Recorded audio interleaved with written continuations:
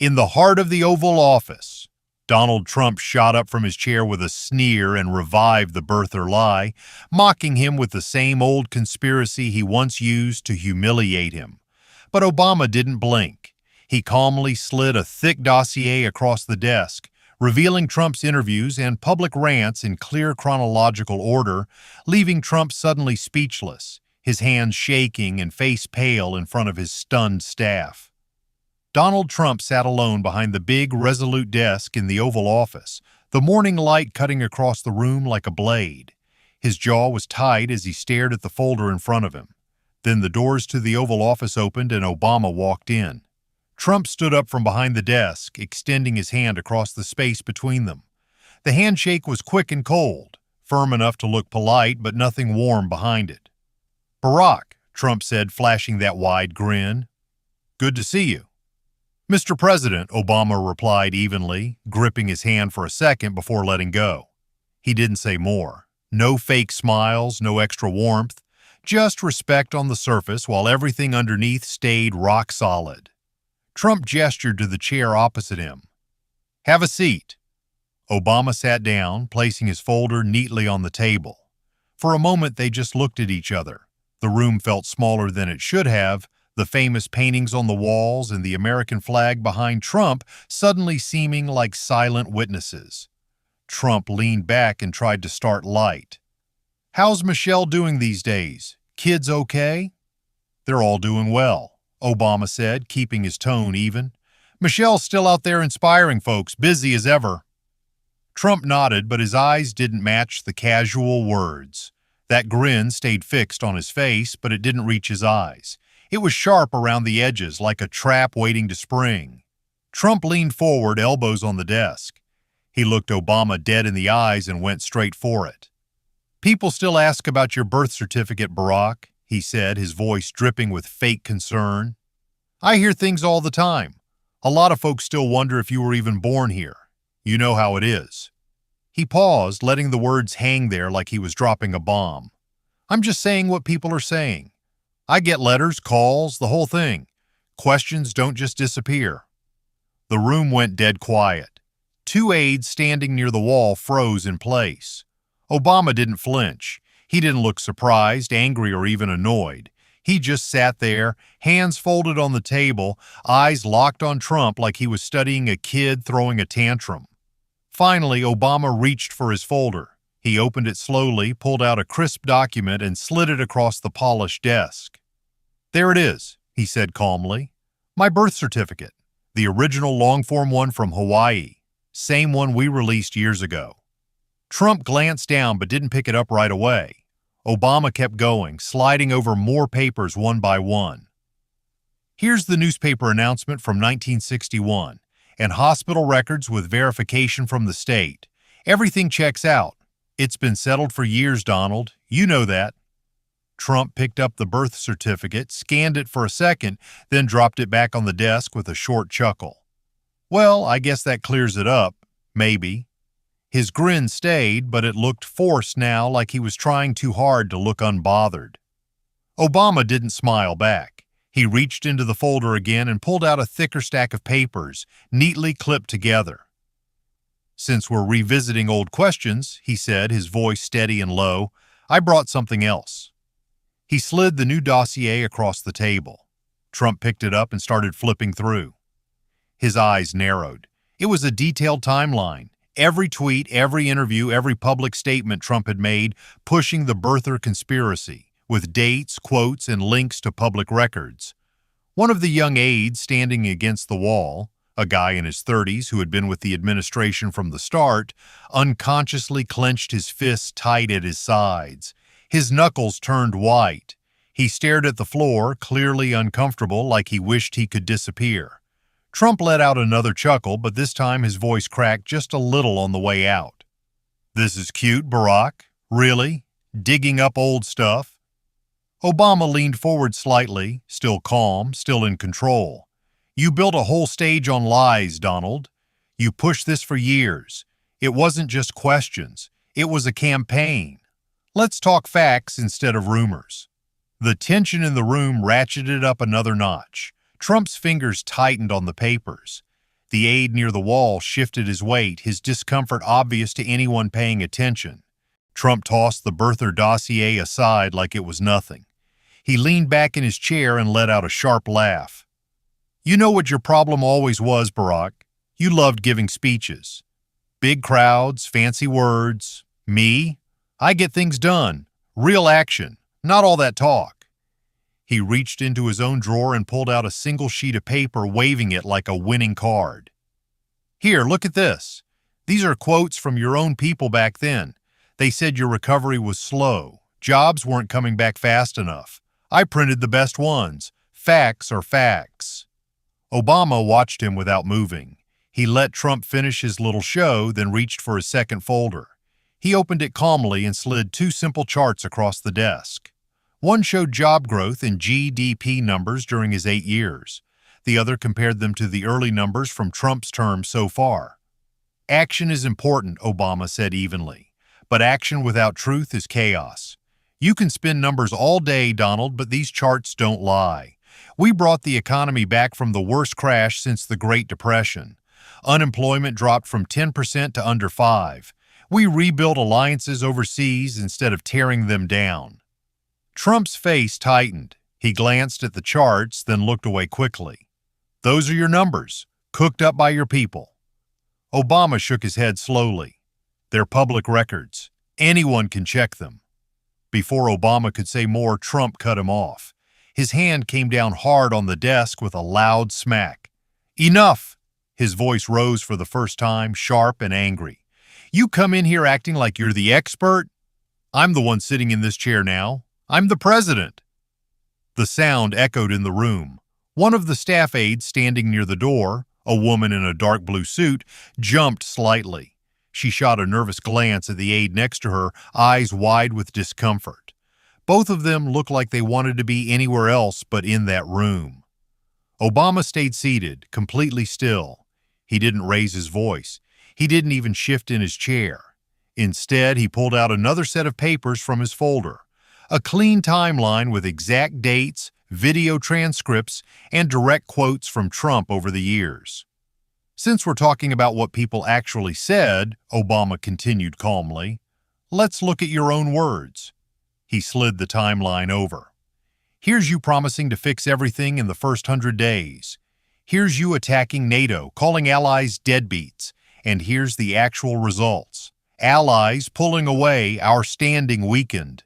These aren't opinions, Donald. These are your statements matched against the facts." Trump stared at the new documents. His neck turned red. He pushed his chair back suddenly, almost standing up but stopped halfway. His breathing got heavier. "You think you can lecture me with your little timelines? In my office?" The two aides near the door exchanged another quick look. The woman's hands were clenched in front of her. The tension in the room felt electric now, like something was about to snap. Trump hovered there, half out of his seat, glaring down at Obama. Obama looked up at him, steady as ever. "I'm not lecturing. I'm showing you the difference between talk and results. You wanted this meeting. Let's have it." Trump stayed frozen for a second, fists tight at his sides. Trump shoved the timelines aside, his face still flushed from the last exchange. He pointed a finger across the desk at Obama. "You want to talk backgrounds? Let's talk about yours. Harvard, fancy law firm, all that elite stuff.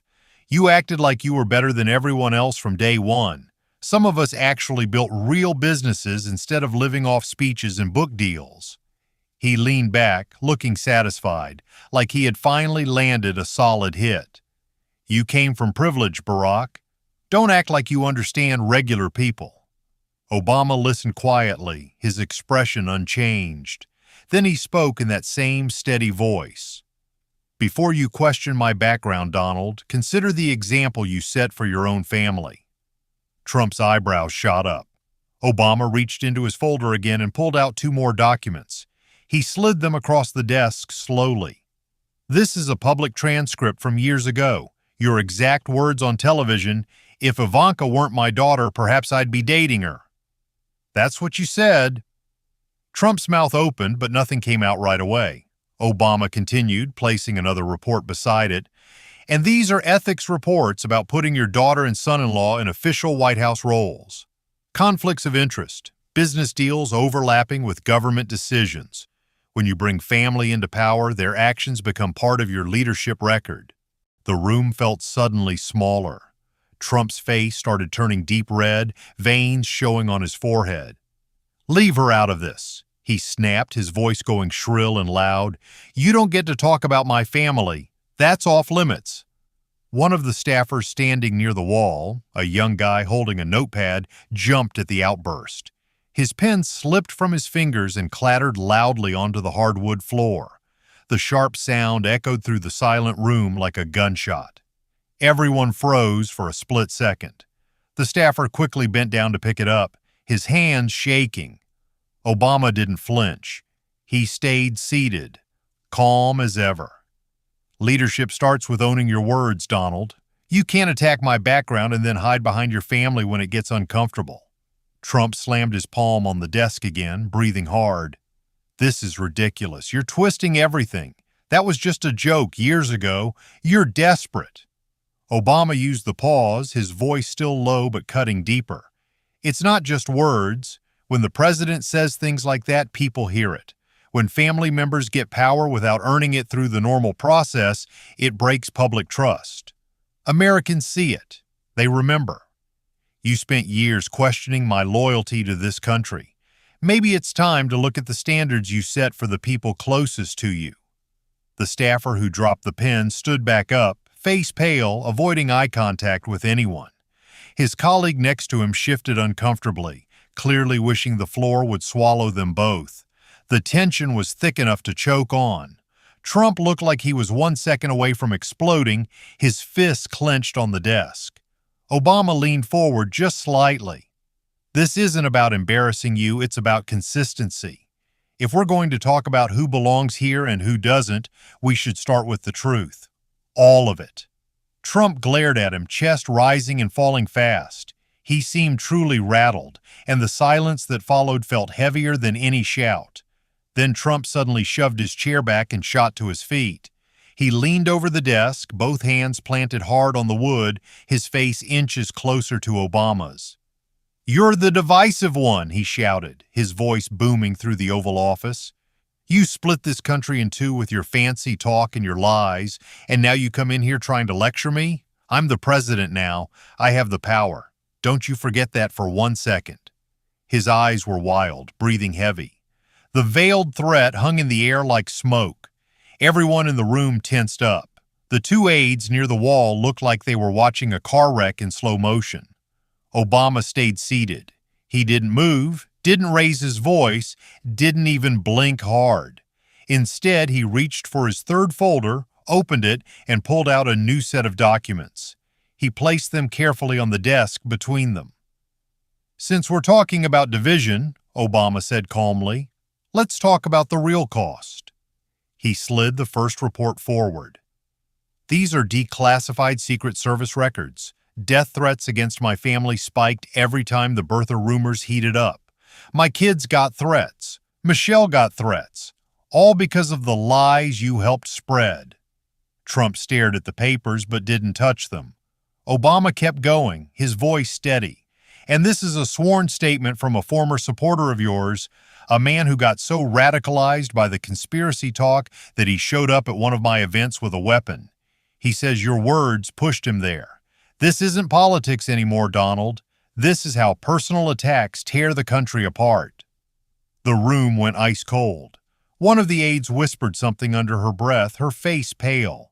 Trump's mouth opened and closed, but no words came out at first. Then he started pacing behind the desk, back and forth, his shoes slapping against the floor.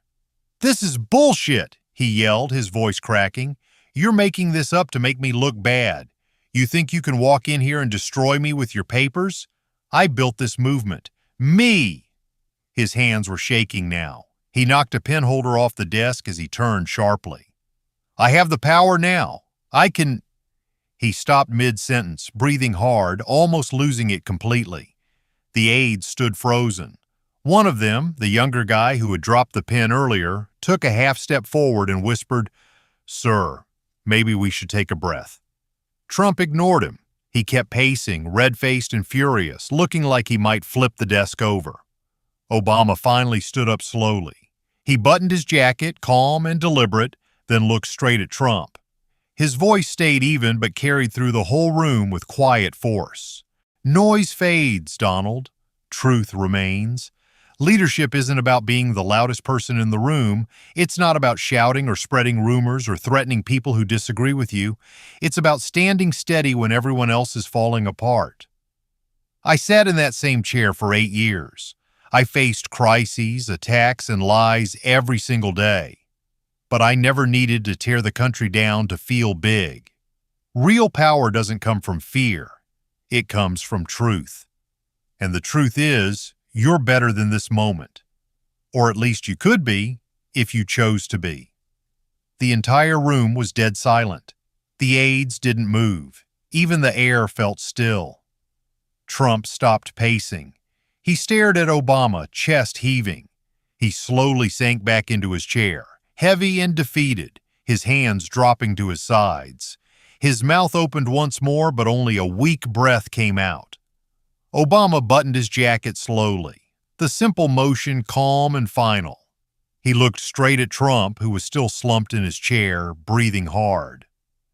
Moving on doesn't mean pretending nothing happened, Obama said, his voice steady and strong. It means learning from it.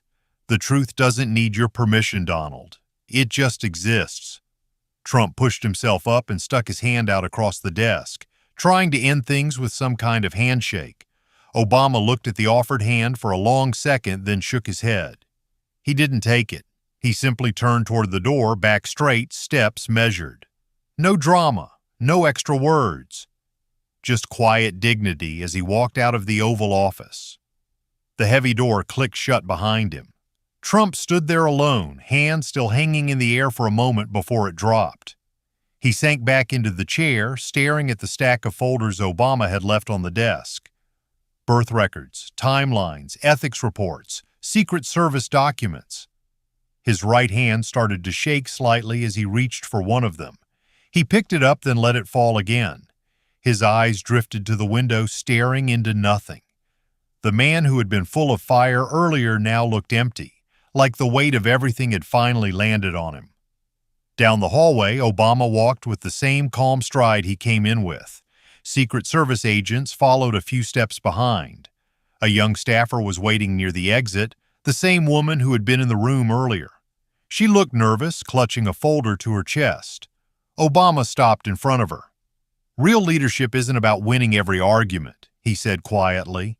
"It's about showing up with the truth, even when it's uncomfortable. Keep that in mind." The staffer nodded, eyes wide, like she'd just witnessed something she'd never forget. Obama gave her a small nod and kept walking. He stepped outside into the late afternoon sun. The light hit his face as he crossed the White House lawn toward the waiting car.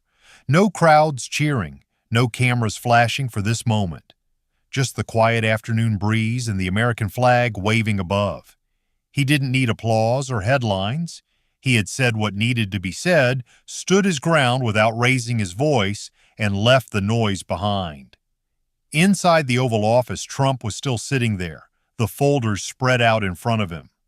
The silence felt heavier than any shout. The meeting that was supposed to be his big payback had ended with him speechless in his own house. As Obama's car pulled away from the White House, one thing hung in the air for anyone who would hear about this day. Truth doesn't roar. It doesn't need a stage or a title. It simply stands.